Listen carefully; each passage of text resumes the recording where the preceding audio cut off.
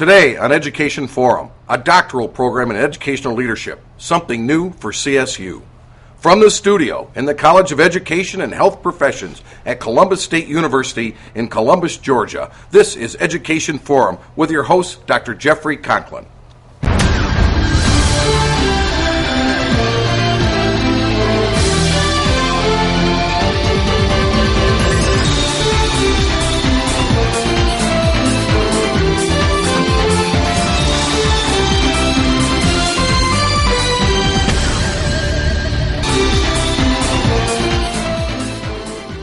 Welcome to Education Forum. I'm Jeff Conklin. Today we have with us a special guest. The man that we have with us today is a man of many talents and he wears many hats here at CSU. Tom Hackett was instrumental in creating the first doctoral program here at Columbus State University in education and leadership. It began accepting students in January of this year. He's also the executive producer of this show and many others here at the studio. He is the chair of the Counseling, Foundations, and Leadership program here at Columbus State, as well as the interim director of graduate studies. I would like to welcome to my program Dr. Tom Hackett. Hi, Jeff. Thank you for having me. Oh, I'm glad to have you. Also, I have with me today my co-host, Dr. Greg Blaylock, assistant professor of special education here in the College of Education and Health Professions. Welcome, Greg. Thanks, Jeff. Now that we've met our guests, let's begin our discussion. First off, what is an EDD and how does that relate to a PhD? Well, an EDD is a terminal degree, and it's analogous in some ways to a PhD, although typically a PhD is a degree from a research university where research is one of the primary functions. I think we're moving in that direction at Columbus State, but we're not quite there yet. And so an EDD is a Doctor of Education degree. It's a terminal degree for practitioners in much the same way that the educational specialist degree is, with the difference being a strong emphasis on research, and it culminates in a dissertation that's overseen by a dissertation committee. So that's basically how we're set up. All right. What is educational leadership? Well, in this case, the EDD is really a degree in leadership and curriculum. Okay. So it's a degree with a potential for multiple tracks. For one thing, you could end up with a educational leadership emphasis. In other words, those courses would be geared toward management, working with at the school or district level in terms of administration. But we also are defining leadership much more broadly now, because the new model in education, whereas at one time it was really popular to say, well, the principal is the instructional leader of the school. Well, in the way schools are set up now, in a lot of ways, the principal is the instructional leader, but in the sense of being a chief executive officer. And that the leadership is distributed throughout the school. If you don't have teachers at the classroom level and in teams providing leadership in terms of looking at data and coming up with strategies for meeting student needs, then you just don't have a school that's performing at an optimal level. So we look at leadership at a much more broadly, and in this degree, typically in students who are interested in your program, for instance, in special education services, can get the EDD with, although they would have the research emphasis and some leadership courses, large part of their emphasis would be in coursework that you guys are developing also for your EDS that's before the Board of Regents. So as soon as that EDS is approved, well, of course, you already have those courses approved through the curriculum committee. So whether you have an EDS or not, students could take doctoral level courses in special education. And actually have a strand in special ed. And have a strand in special ed. So I think, and see, I think that's a perfect example of marrying two different disciplines that can create that research-oriented individual who can go in and provide leadership. You know, before the show, the three of us were talking about neurological underpinnings and how they impact classroom instruction, and I just think you guys have a lot to teach us about other things. So why, given something like this, why would somebody go into an EDD? What would be their end result? What would be their goal? Well, I think one thing. I think the one of the goals might be to develop those research skills, because what typically we do in education, or have done, we tend to follow a best practices model. Well, a best practices model is good, but are those practices, those best practices somewhere else, actually, do they have efficacy in your situation? So the idea being that you could conduct that kind of research and actually test different models for efficacy in the same ways we do in medicine. We see ourselves in education as clinical practitioners, and we see ourselves as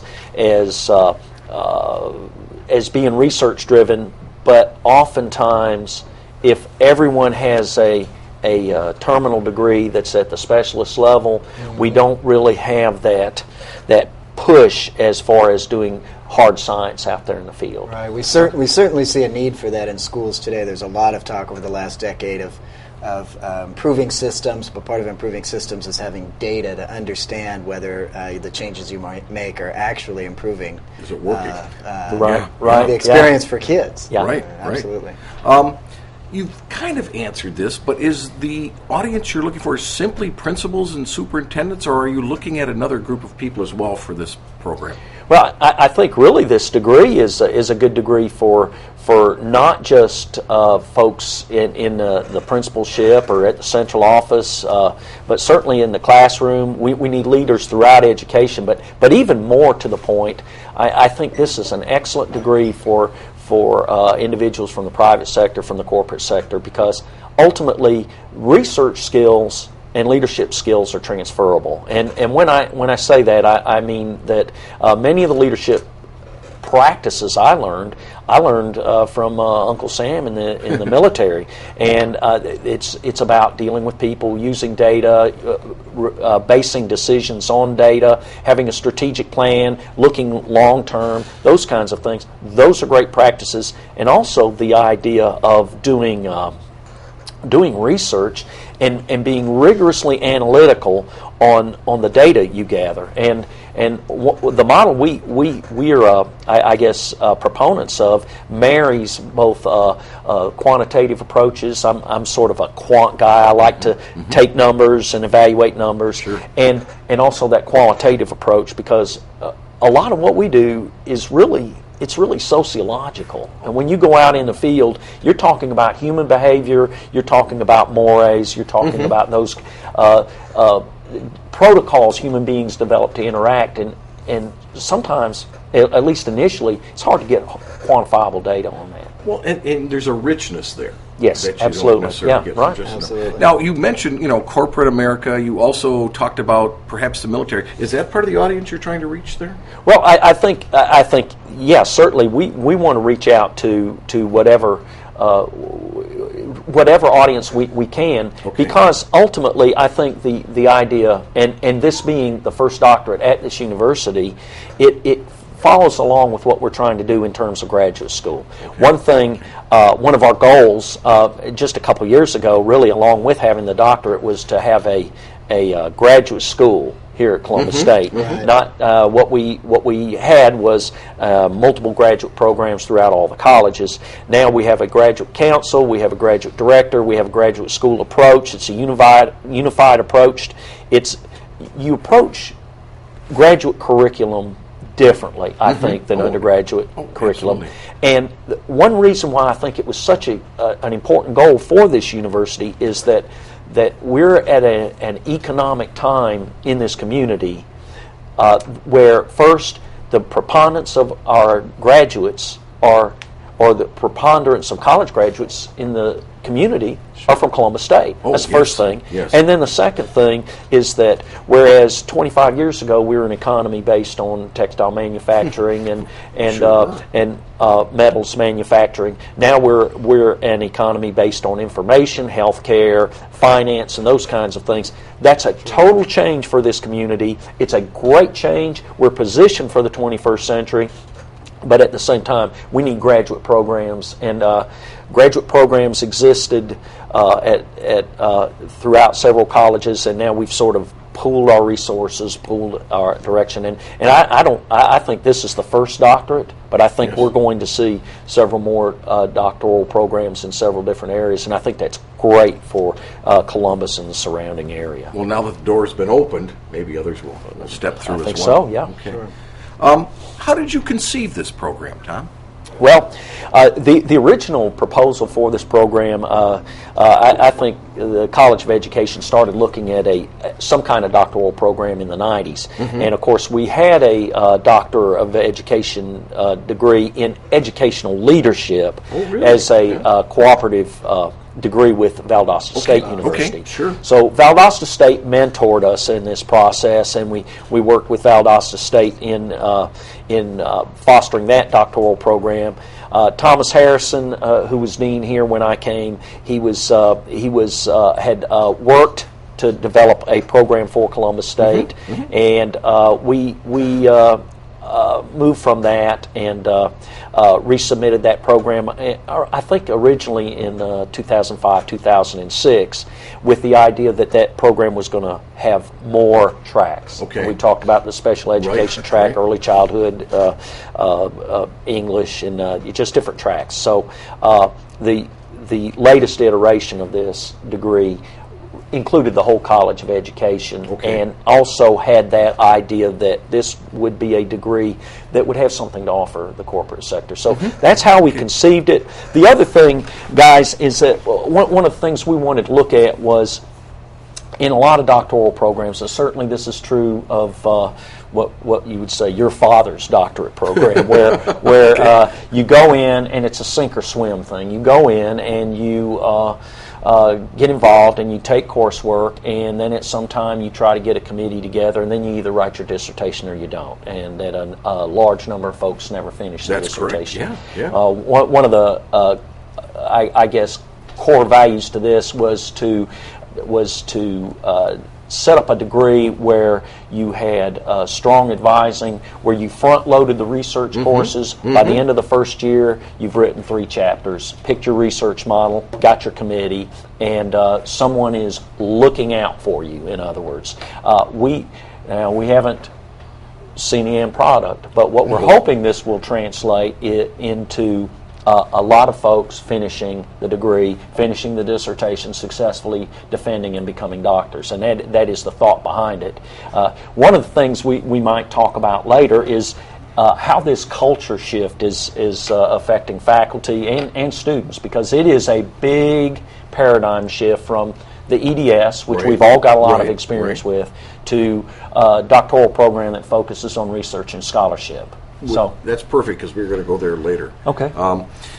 Did you have any specific models in mind when you created this program? I mean, are there any other local programs that are like this, or not local programs? Okay. I think certainly the research cycle was based on some of experiences I had and some of the experiences some of my colleagues had. Okay. And we talked about what we thought would have both rigor and practical application. We wanted the coursework to be rigorous. We also wanted it to have practical application in the field. So one of the things we looked at was I went through a doctoral program at UAB. It was a pretty rigorous program, strong in statistics and strong in research emphasis, also strong in qualitative approach. So we looked at that. My colleague Donna Pascoe is an expert at qualitative research. That is her love. She loves mixed methods too, and she brought that to the table. And so we tried to design our research cycle with that in mind. So, yeah, it was based to some degree, like anything, on experiences we've had. Certainly. But at the same time, we wanted to add the idea that most of our researchers, we think, or our candidates, will end up doing some kind of mixed methods approach. And at the same time, we wanted the idea that we're going to be looking out for students, that it's going to be customer service oriented. I know some folks say, well, this is academia, but at the same time, I feel like, if someone's going to pay money to come to Columbus State University and to be in our program, we have an obligation to try to get them through and help them, and second, help them make the shift from one paradigm in terms of graduate study to another. Okay. Well, and the other thing it sounds like is you're saying to them is, we're going to do our part and put it on them. That if they don't finish, it's on them. Is that kind of it?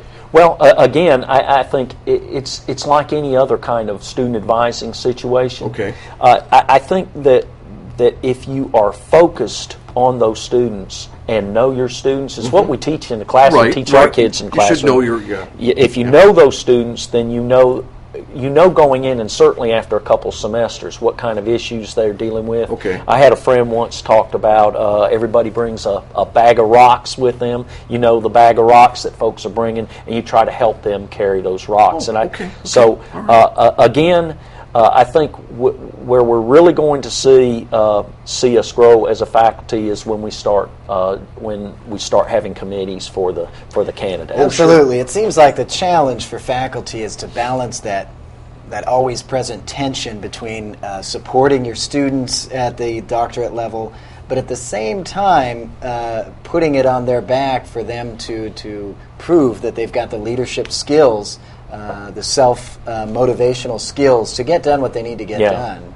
That seems to me like it would be a difficult challenge for faculty. Well, and two, it's a dual challenge, because first, certainly that's a big shift. If especially for someone who's finished EDS work. EDS work is still largely coursework based. Right. I think there are some research projects done in some programs. Some programs have internships, different kinds of programs. But the tendency is to think of an EDS or a master's degree in terms of, in 15 months to 2 years to 2.5 years, I'll be finished. I'll be done. Okay. And Okay. and it gets to that shift you're talking about in any doctoral program. I mean, in any doctoral program we've been through, there is that expectation for a student. They have no idea what they're getting into. No. They think it's just a higher master's degree or something like that. They have no idea what they're taking on until they're in the midst of it. And I think that's why we have such a high attrition rate within most doctoral programs. Well, I think so. And one of the things we did initially was talked about that very issue. Mm-hmm. But I think students bring a mindset sometimes to graduate work. And I get it, the idea that if I get a graduate degree, I'm going to get a pay raise. Right. And so I want to get to that pay raise. That's a behaviorist deal. I want to get to a pay raise and get reinforced, and I get that too. I'm paying money, but at the same time, this degree is really about creating a change agent in a real fundamental way. And we talk about educators being change agents, but this is a change agent in terms of looking at a situation and looking at data and coming up with a game plan and developing a hypothesis and then actually testing that hypothesis and rigorously testing it and assessing it. And that's just something that requires a lot of skill and a lot of training. And to say, well, can I get it done in 2.5 years? Well, yeah, you can if you finish all the coursework, get the dissertation proposal written, your committee signs off on it, you go out, do all the research, make all that happen, things go wrong, you deal with it. Suddenly, folks see, that's really not realistic. It's like any research we do. Yes. You have, when Walter Brough and I, for instance, are developing a research model, I couldn't tell you when we'll even have the instrument developed, much less actually test it. We've run into snags. He has things happen in his life. I have things happen in my life. Our graduate assistants, they have rocks they're carrying. So that's the paradigm shift for students. Now, for faculty, the paradigm shift is be careful what you ask for. We all want that highly motivated student who's going to come in and bring a lot to the table. Right. And have that questioning mind, be able to really think deeply about a subject. Sure. Be careful if you ask for that, because that's what you're getting as a professor in a doctoral program, and you're dealing in a situation much like you are on committee with colleagues, and it's a different deal than some of the other things we've done. So it's a big change for us. It is major change. I think this is a good place to take a break. You're watching the Education Forum. I'm Jeff Conklin.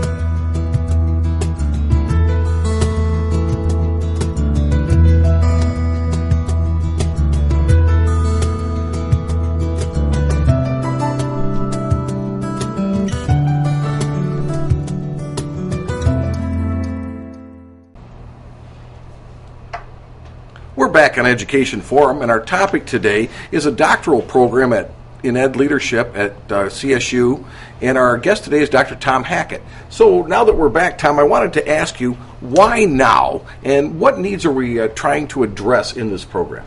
Well, I think first, when we look at the time frame for the Columbus area and really this economic corridor, the economy's changed here in Columbus, and I think earlier in the show we talked a little bit about the majority of college graduates now in this area are from Columbus State. Mm-hmm. Certainly, when I was an undergraduate at then Columbus College, that wasn't true. The majority of college graduates were from other institutions, but that has changed over the years.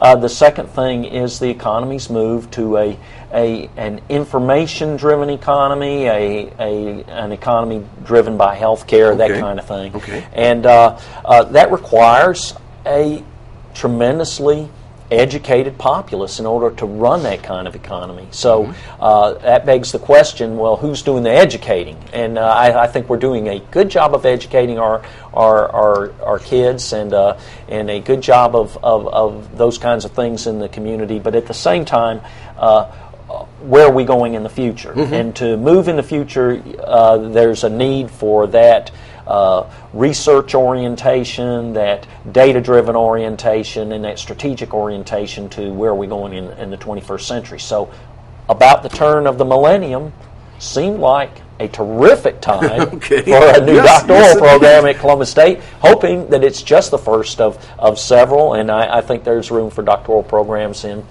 other areas too. Great. How many students do you expect to be accepted in the EDD program every year? Well, we have right at 20 right now that came in January. We have a cohort beginning this fall, and we anticipate 25 more coming in. So that'll be 45 students rotating through at one time. From a management standpoint, it's not that big of a reach because some of the students already have an EDS. some of those hours, or a large number of those hours, can figure into electives in the doctorate. Okay. And then students who bring a master's, of course, have to take a good bit more in terms of semester hours of coursework. I was going to ask how many of yeah. your current students are EDS, post-EDS type students, and how many might be coming from a master's? There's well over half are post-EDS. Okay. And again, that ultimate decision relative to what coursework figures into electives will be made by the committee.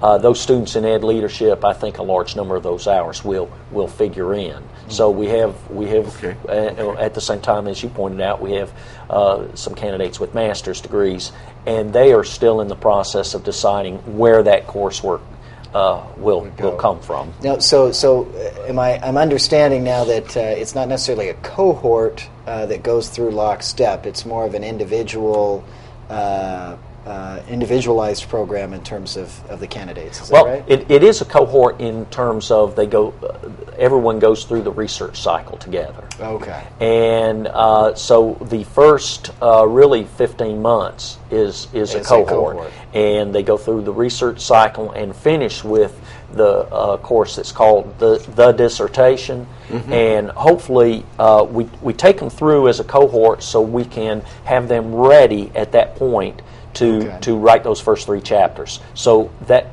our objective is, in that course, a candidate will draft those first 3 chapters and be working toward having a committee, because ultimately after that a lot of the work's done with the committee. Okay. Now those students who have a master's degree only come into the program, mm-hmm. will be working on the dissertation and the remaining hours of coursework concurrently. Those students who bring in the EDS, I think a large part of their emphasis, not so much, right? Right. Okay. Yeah. That's interesting. You talked earlier a bit about the shift for faculty, the cohort shift for faculty in addition to students, and I'm just sort of thinking about when you have these cohorts getting the dissertation stage. Right. For many faculty here, they're going to then be taking on something new in terms of their work here. Absolutely. That is chairing dissertation committees or serving on dissertation committees. What's it like from the perspective of trying to manage and get faculty prepared for that? Well, so far our experience has been really positive. The first thing we had to do was have an admission committee, mm-hmm. and the admission committee represented all programs from teacher education and ed leadership, counseling foundations, and we've had a broad amount of representation on the admission committee. Okay. Folks were just delighted to help. Put in a lot of hours on that. Chairing committees and working on committees is obviously different. At the same time, we became academics because we wanted to go to the show. We wanted to step up. We wanted to be able to hit the curveball, and this is it. This Absolutely. Is the for Columbus State. This is the first step, I think, into that realm where it really tests an aspect that isn't tested by any other program. Now, that's my experience. Okay. I find that these students challenge me in a way that the interesting thing is I've talked to several of them in other programs, mm-hmm. but they are at a stage of their career where they're looking for something new, and that's a challenge for me as a faculty member. So it's really exciting. Mm-hmm. It's a little bit stressful. Absolutely. Now, when you talk the numbers, I was just sitting here, and we're talking there'll be 45 people in this program next year. That's right. And then the following year we'll be up to 70. Well, because I don't think your first group will be out yet. That's right. From what we were talking time-wise. Do you have enough faculty, or how many faculty do you need? Well, one thing we have done, we've added a couple faculty. And we've added them in the foundations area, because that's the area where we really need the additional faculty. Mm-hmm. Now, in terms of managing the coursework, we're teaching those courses anyway. Okay. Right. So that's not as resource intensive. What is resource intensive is the research and statistics cycle. But here's the other thing: you're right on target with what's going to happen when it's time to have dissertation committees. I anticipate that we'll continue to add faculty as we add students. We've been fortunate at the College of Education and Health Professions and been able to do that. I think a lot in the present economy, just looking at things in terms of pragmatically, you have to think in terms of you have to have additional students to generate additional revenue. Yes. Of course, the doctoral program brings additional students, so you do generate additional revenue, and out of that revenue will come the additional faculty members. But it is a work in progress, and again, Greg, you were talking about the challenging aspect. As an administrator, this is a challenge unlike any I've had. I've been everything from a building principal to in charge of buses for a school district, and I've chaired a department. But this year, with the sort of administering the doctoral program and also really being the interim director of graduate school, it is a real, just saying those things, it's a real challenge. It's a real stretch. And these things are unlike any I've done in my career, and I don't think I'm the only one feeling that way. I think faculty involved the reward comes from realizing that we are doing something we've never ever done in Columbus. Absolutely. And we're the ones doing it, but at the same time it is a learning curve. So I'd be lying if I said, every day I walk out confident and I've got it going on. Don't always feel that way. Right. And when you say that, it's part of that is we wanted that. That's right. It wasn't like this was sent down from the BOR That's or sent right. down from the president. It's really the department decided they wanted to do a doc program. Yeah, be careful what you ask for. Yes, it goes back to that once again. I'm riding a 1,000 and I want a 1,200, and when I get on to 1,200, I want a dresser. Yeah, that's right. But once you got it, you got it. Yes, indeed.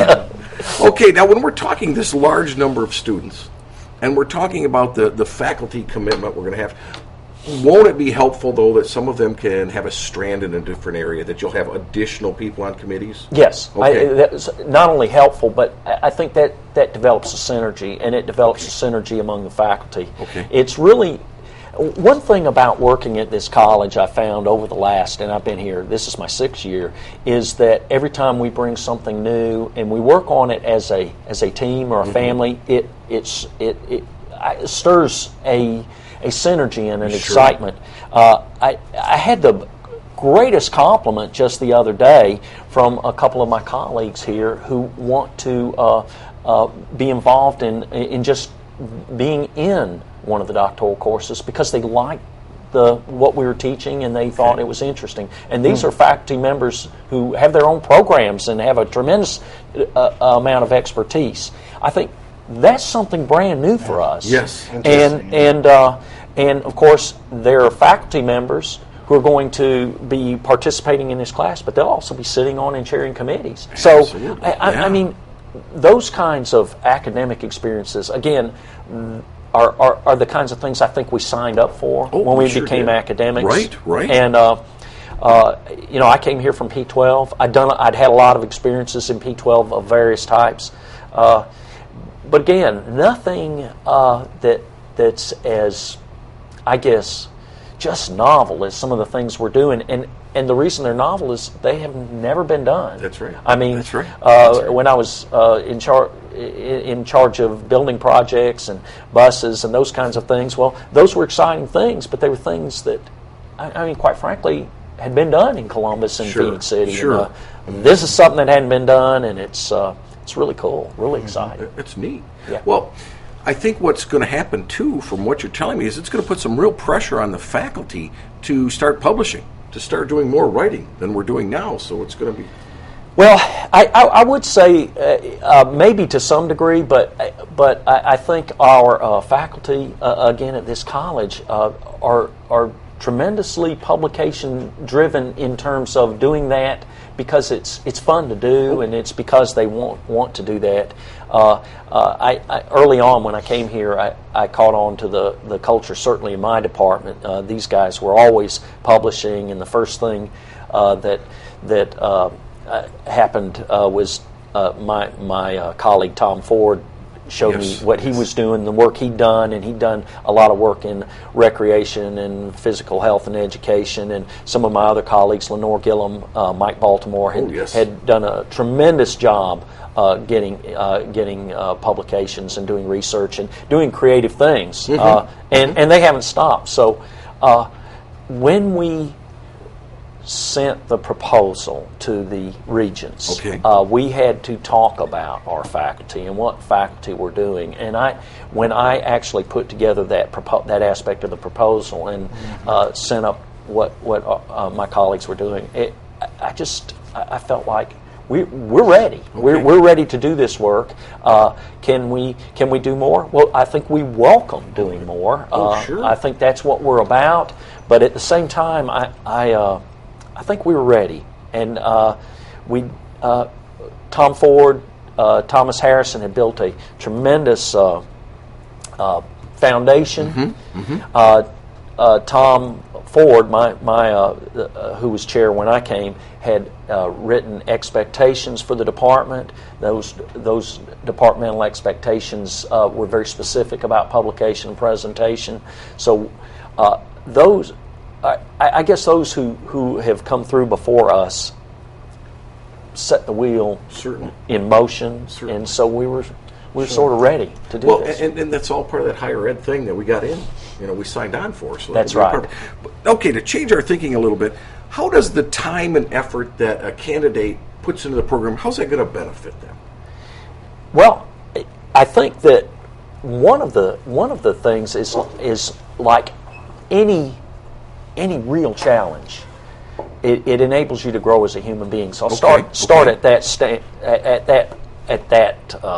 point, and I think a couple things in my career have stretched me and challenged me beyond what I ever thought I was capable of doing. One was military training. In military training, you go out and you find out, if you're sick, you can still work. If it's 3 o'clock in the morning, you can still get up. You find out a lot of things about yourself that you really don't know. And the other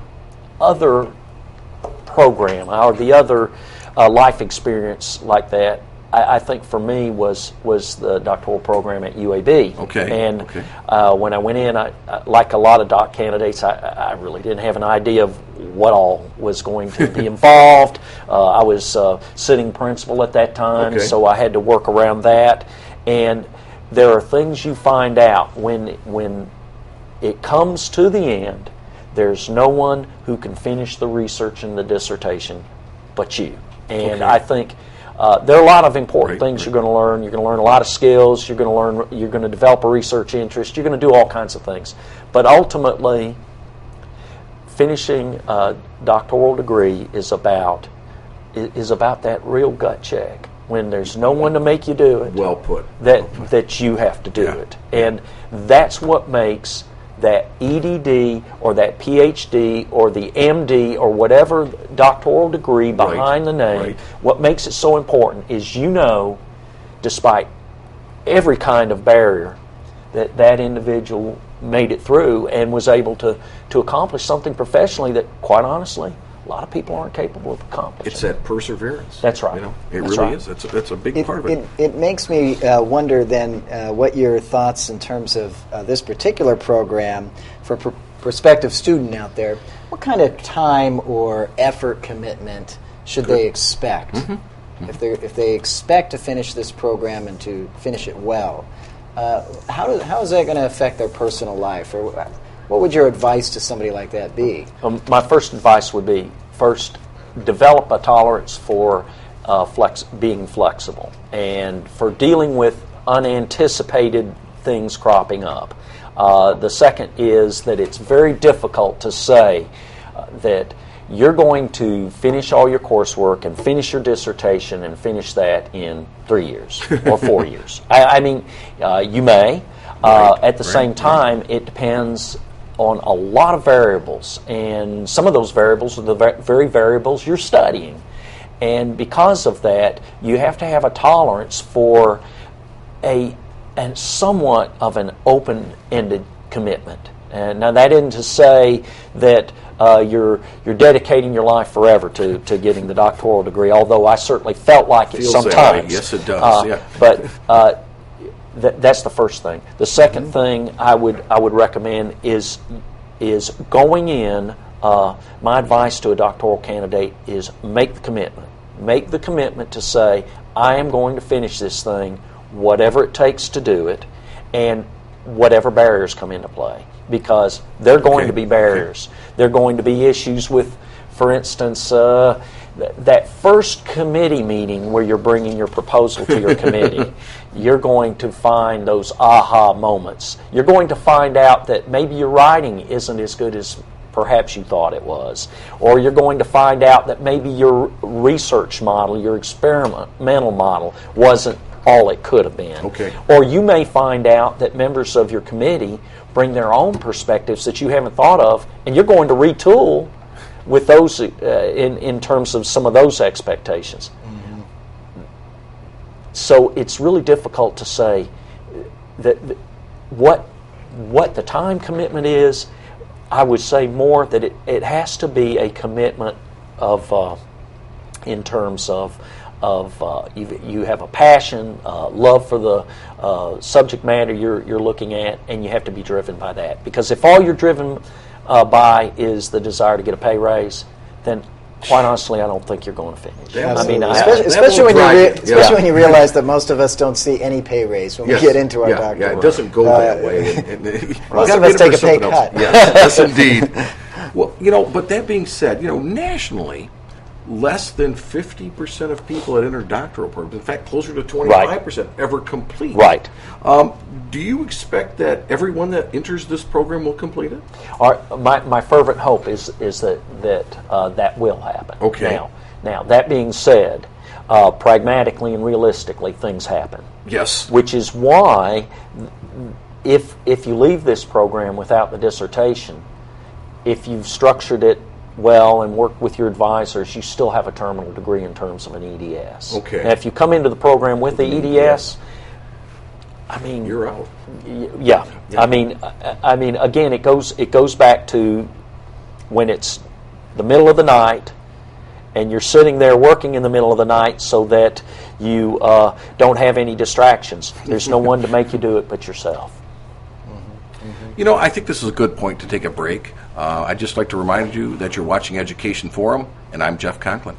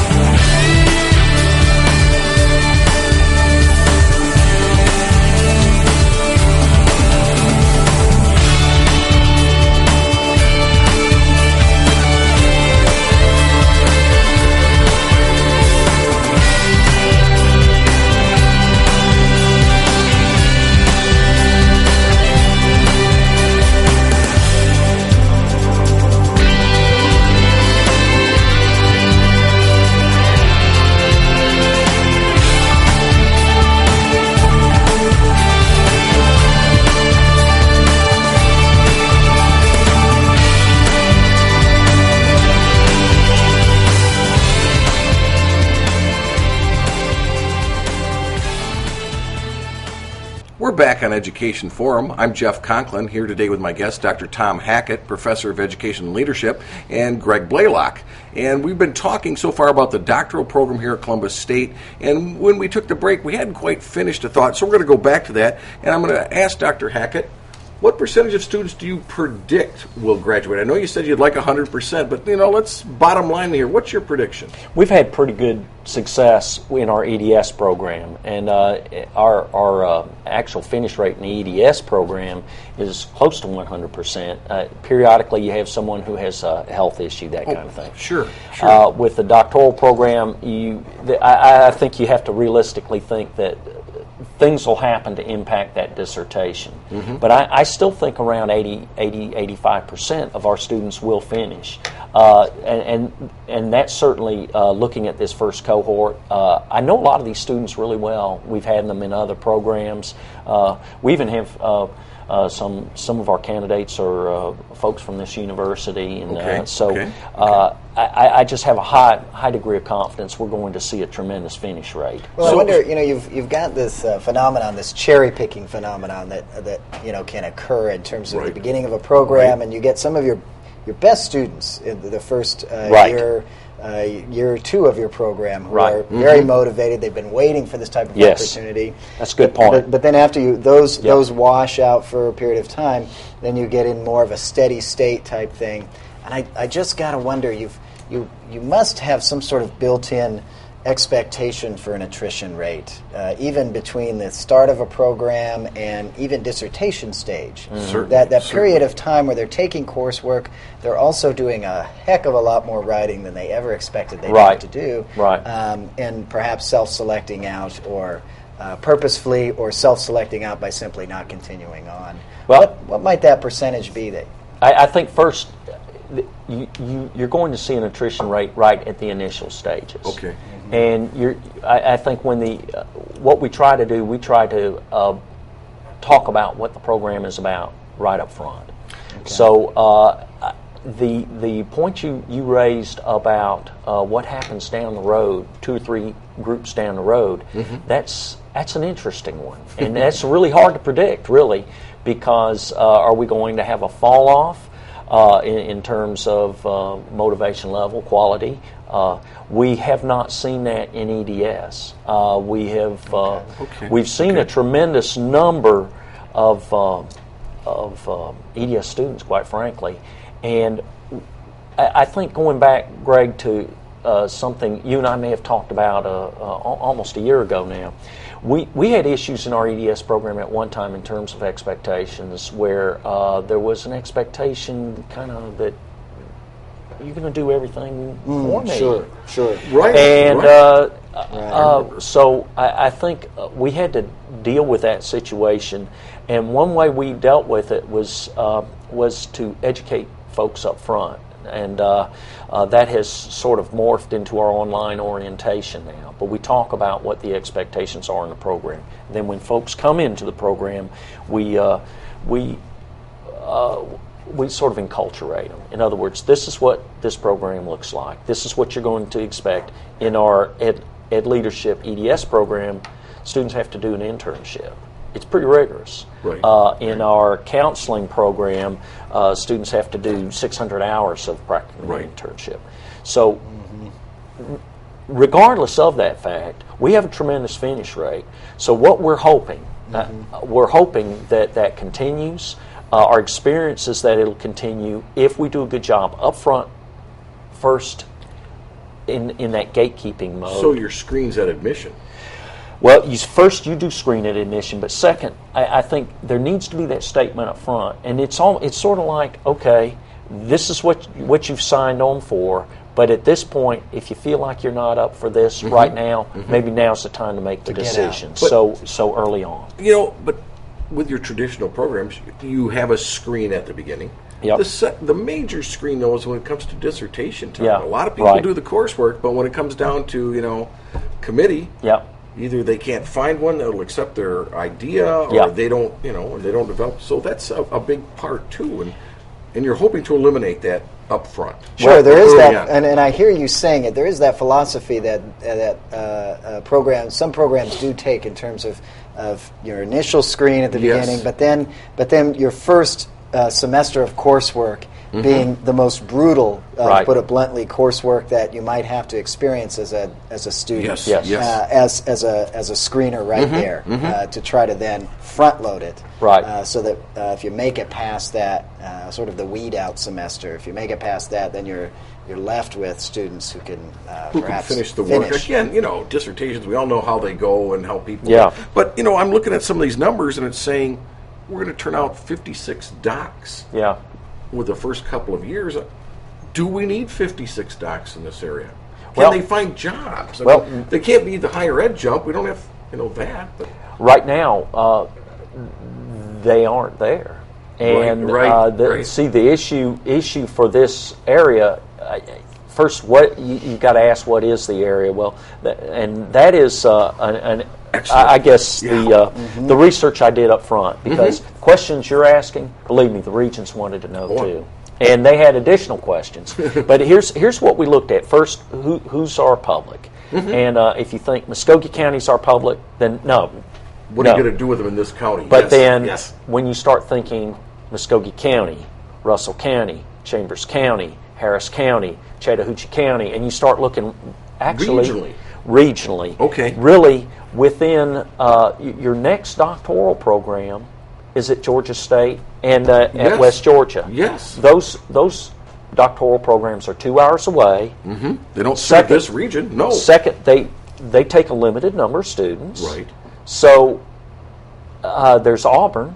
Auburn serving Alabama. And So there's out-of-state tuition. There's Our out-of-state people, tuition. Yeah, it's a- So all that being said, yes, I think that's why the time is right. The corridor's grown. Okay. What we thought of as rural areas. I mean, when I was a kid, Harris County was a rural area, and a large part of Muskogee County was rural. Okay. Now Okay. we're not. No, we're not. We're That's our bedroom community. is Harris County. we're tremendously a tremendously urbanized area. So I think those jobs are there. And why do I say that? Well, traditionally we think of jobs for doctoral folks with doctorate degrees as higher ed jobs or Absolutely. senior level administration Yes. jobs in a school district. I think if we continue to think in terms of that paradigm, then we're going to continue to get the results we're getting now. And I think we all agree Okay. that what we want to see is a tremendous growth in student achievement. We're not seeing Absolutely. that. We No, haven't we're seen not. it with No, No Child we're- Left Behind. We haven't seen it with any of the reforms. Now, I was in Alabama and doing reform when reform wasn't cool back in the early 90s. We're still not seeing the results from Okay. those reforms. And I think my thought might be that one reason we're not is because we're cycling through a 3-year cycle of trying different practices. Yes, We never yes. do the long-term, research-driven 5-year study of efficacy Oh, of no. practices. Oh, no. And Oh, typical in a school district, superintendent will come in, a superintendent will bring a bunch of initiatives the first 2 years. The third year, the superintendent will move on, and then a new superintendent You bet. comes in. You With never a new have time. agenda. New agenda. You never have time to first to implement a change fully anyway. Right, But second, right. when do we ever test it? When do We we don't. ever run We don't statistics run and it long statistical enough. analysis? We That's don't. right. So that's the job that's available, and I think Okay, those okay. those jobs haven't been invented yet. I No. think this is the future, and those Okay, jobs okay. are at schools. And I think that the docs we produce now at Columbus State University, 10 years from now, when I'm watching ESPN full time, that they will be affecting the kinds of changes that that folks will look back on this time at Columbus State and say, wow, that was the beginning of something really special for that economic corridor. And then things took off. Yeah, sure. Okay. You know, one of the things that you were talking about earlier, I think in the first segment of this program, was how this your doc program reaches out to beyond school leadership. Yes. Reaches into Yes. perhaps military leadership. But I heard you talking about reaching into business. Yes. Yes. And industry leadership. Right. And as you're talking right now, I'm sort of thinking that really what you're describing in terms of jobs of the future might be consulting jobs that bridge schools and communities, that bridge schools and businesses, business leadership, people that really help take what we have in schools and ground it within the larger community, which is something that we don't do very well now as a nation. No. Grounding our schools within the realities of communities, and I'm sort of hearing that and what you're saying. Well, that's a wonderful, I guess, direction to sort of just think about. It is the whole idea of what will education of the future really look like. Right. Because right now, the model of education we have is largely the same model of education we've had. Yes. Now, yes, it is. we've had reforms, we've added in data-driven decision-making, we've added in strategic planning, but when I walk into a high school classroom, it looks virtually exactly the same as the high school classroom I taught in 30 years ago. Absolutely. Now, what other profession does that? everything look Right. exactly the same as it did 30 years ago? So we're looking for, and I certainly think our leadership at the state and federal level are looking for tremendous change in terms of practice and student achievement. Well, the education of the future hasn't been developed yet. And the reason it hadn't Right, been developed right. is we don't take the same R&D approach in education that you would take in no, any other no, field. no, we Medicine, don't, dentistry, or certainly the corporate sector. So I Sure. think what you're talking about in terms of corporate partnerships with education, will students be sitting in rows in a classroom, in the high school classroom in the future? Well, if they are, then they're going to be doing just what they're doing today. Is that going to meet our needs? Right. And you'll be Right. preparing people for jobs that don't exist any longer. Right, You know, that's we'll just right. keep doing that. We'll have them on the assembly line. We'll be great at making buggy whips. Yep, that's right. We may need them again. Recently, an issue came up about the local school district not allowing research to take place in their schools. Is this an issue? And if so, what kind of impact do you see? What can we do to resolve that? Well, I appreciate you asking about that, Jeff, because there's some things in the works now to really involve Columbus State and local districts in research together. Okay. And some of these things are in the talking stages, but there's an opportunity with some federal grant money for some of the schools in Muskogee County, for instance. Okay. And what they're trying to do is just what we're talking about, Greg, in terms of looking at what we're doing in those schools, looking at the data we have, analyzing that data, and then looking at what are some, developing some hypotheses and maybe some new practices Absolutely. that work That's what for yeah. this corridor, not necessarily worked out in Houston ISD, but they work here in Columbus, Georgia, or here in Harris County, or up in Chattahoochee County. I think school officials who are working with research in Muskogee County, and I have met and we've talked about these things, and I think by the time our doctoral candidates are in the dissertation stage, there'll be plenty of opportunity to look at this kind of data. It won't be. I think sometimes we think of research in terms of going into a classroom and applying some kind of treatment, and then over here we have a group and we don't apply the treatment. Control group. Well, yes. There are issues with that. There are ethical questions, and these are certainly. children that we're dealing with. And even in the medical field, you have to be very careful mounting those kinds of studies, and those are with adults. But at the same time, there's a tremendous amount of data available on the practices we currently have in play. Now, these are practices that are best practices. Of course. I don't think there's any school district anywhere that has a worst practice approach to their education. Pull out the worst practices and see how that's those right. work. Yeah, That's right. So I think the data is there. I think the practices are there, and we can certainly look at those things. And I think that would be tremendous for our doctoral candidates at Columbus State to be a part of that work, because it's real work.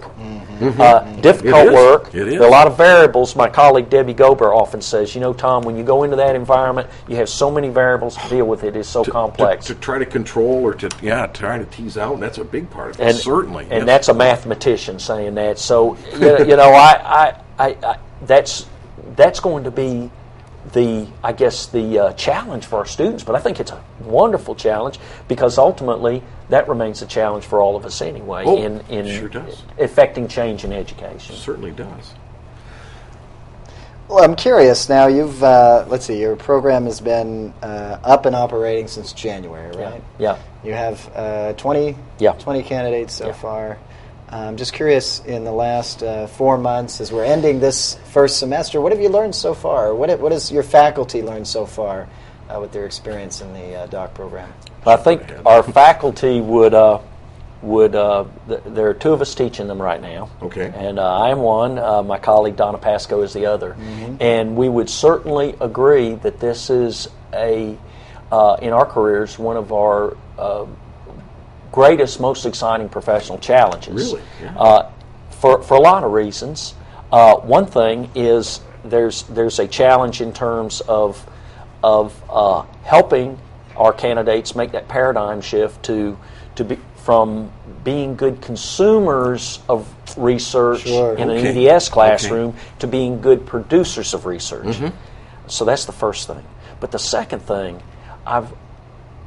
it's all I expected and more in terms of watching folks grow right before my eyes, and watching our first discussion being about, I'm not sure how to apply APA, I'm not sure how, what a research question should be, this article's difficult to read, and moving from there to bringing in rather difficult, complex articles, discussing them intelligently, and bringing a perspective. And I knew we were on the right track in class when I was bringing up something in front of class, and half the class just said, "No, that's not what we're reading," and that's I don't buy that. And here's why. And so rather than being that professor who brings the wisdom, I'm sort of facilitating what was a spirited academic debate, and a friendly one, and a fun one, and we laugh a lot, but at the same time at a very sophisticated level. So the first few months have brought that shift that we hoped for, didn't know if we'd see, but we are seeing that, and really it first, it affirms our faith in the admission process, and second, affirms our faith in the profession, because ultimately that's where we wanted to go. And it's a real push for you. Yes, absolutely. It is, and that's a good thing. And after all, what I hear you describing there at the end is what academia is really all about. It's not so much about coming to a university and consuming knowledge, but really the world of academia is about discussing ideas and discussing controversial ideas and disagreeing and backing up what you say with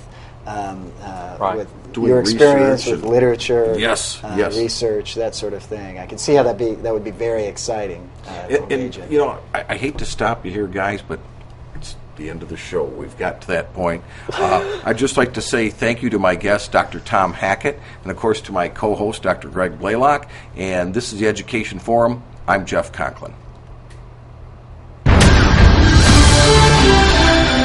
Education Forum is a production of the studio in the College of Education and Health Professions at Columbus State University, Columbus, Georgia. Executive producer, Tom Hackett. Director, Mike Baltimore. Produced by Jeff Conklin with the help of Greg Blaylock. Sound and video technician, Justin Bakuti and Kenneth Grant.